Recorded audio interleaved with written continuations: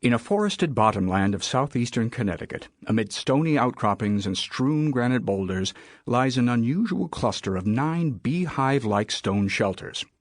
As far back as anybody can remember, including the Pequot Indians, the area has had a funny name, Gunjiwamp. When I first heard about the place, I called around and found David Barron, then the president of the Gunjiwamp Society. He invited me to join him on a walk in the woods with some fresh recruits, mostly married couples in their 50s. He told me that Gunjiwampers believed the odd stone huts are Celtic dwellings, an abandoned camp left by Irish monks who visited America 1,500 years ago. After parking our cars on the side of a remote road, a dozen of us slipped into the woods. Barron, a tall man with sprouts of white hair exploding out from under a Greek fisherman's cap, marched with vigor, bubbling with enthusiasm. As a guide, he cut a familiar figure.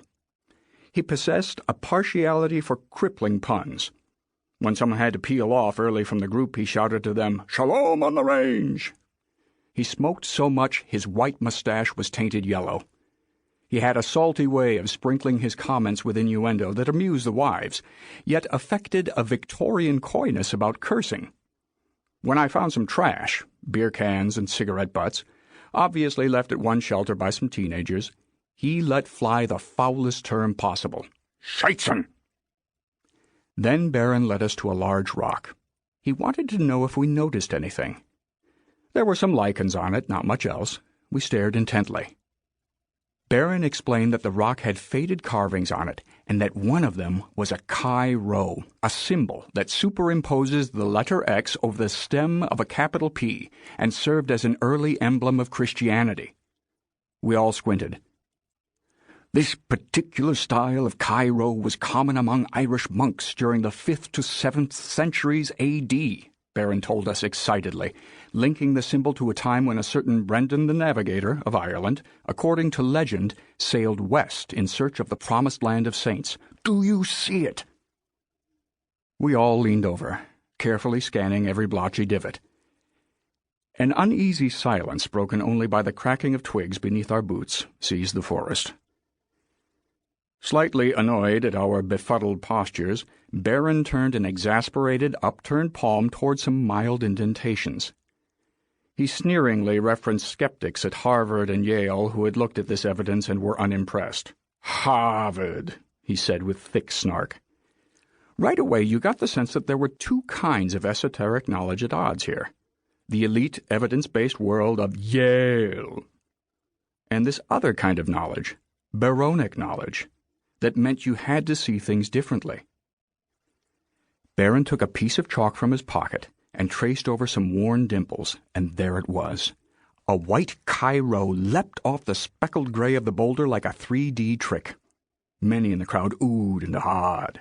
It was an emotional moment to stand in this quiet hardwood bottomland and suddenly feel it instantly transform into a place of antiquity. A new idea had us in its grip. This notion that Irish mariners once stood right here 1,500 years ago. Then again, a few of us eyeballed another nearby chiseling, smoothed down by weather in much the same way, and we wondered what runic name it went by, J.C. III.